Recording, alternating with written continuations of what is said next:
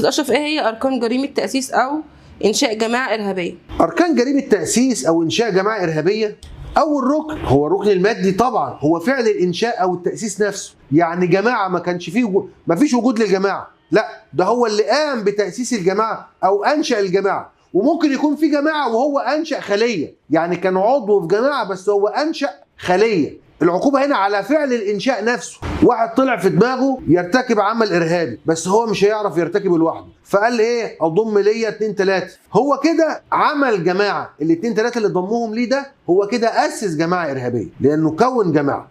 أو واحد شايف إن في جماعة كبيرة هو بيتبنى أفكارها فأنا كون خلية، الخلية ديت هو كده أسس جماعة بتأسيسه للخلية دي. تاني ركن إن يكون غرض الجماعة دي إرهابي. مش معقولة إن أنا بأسس جماعة علشان أعمل عمل خير، ده كده مش جماعة إرهابية، فما فيش تأسيس، ما فيش عقوبة. لا، يكون الغرض من تأسيس الجماعة أو إنشاء الجماعة أو الخلية غرض إرهابي، أو إن الجماعة أو الخلية ديت تكون تابعة لجماعة إرهابية. ثالث ركن القصد الجنائي. طبعا هنا بتكون اتجاه نية المؤسس أو اللي أنشأ إنه ينشئ جماعة إرهابية، ابتداء غرضه إنشاء جماعة إرهابية أو بيكون مجموعة لمساعدة جماعة إرهابية. هنا تأسيس، يعني واحد ممكن يأسس شركة مثلا لتغيير العملة، هدفه من الأساس توفير العملة للجماعة الإرهابية أو الإرهابيين. ده كده أسس، مش أسس شركة، هو أسس جماعة إرهابية حتى لو ما ارتكبش الفعل.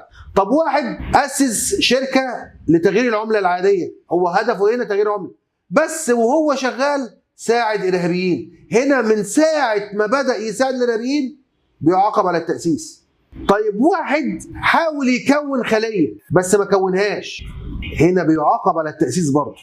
والعقوبة هنا بيكون الإعدام أو المؤبد، يعني لما تنزل للمشدد من 3 ل 15 سنة، ما ينفعش تنزل لأقل من كده.